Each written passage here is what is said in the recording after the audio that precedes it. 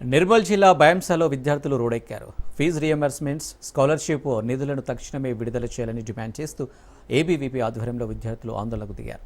ఈ సందర్భంగా బయంసా బస్టాండ్ వద్ద రాస్తారోకో చేపట్టారు. పరిస్థితి ఉద్రిక్తంగా మారడంతో పోలీసులు ఏబీవీపీ కార్యకర్తలను అదుపులోకి తీసుకున్నారు. తక్షణమే స్కాలర్షిప్ విడుదల చేయాలని, లేని పక్షంలో మంత్రుల నివాసాలను ముట్టడిస్తామని ఈ సందర్భంగా ఏబీవీపీ నేతలు హెచ్చరించారు.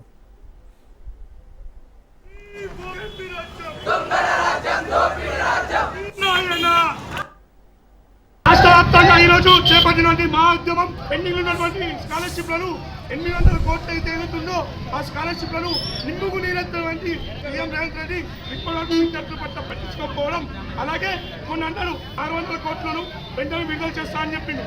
నెక్స్ట్ విద్యా సంస్థలు, డిగ్రీ విద్యా సంస్థలు ఏంటంటే నెక్స్ట్ నవంబర్ 3 కల్లా విద్యా సంస్థలన్నీ బంద్ చేసుకొని విద్యార్థులు రోడ్లపైకి వచ్చే అవకాశాలు వస్తున్నాయి. కాబట్టి ఇప్పటికైనా అఖిల భారతీయ విద్యార్థి పరిషత్ మీకు ఒకటే విన్నపిస్తుంది.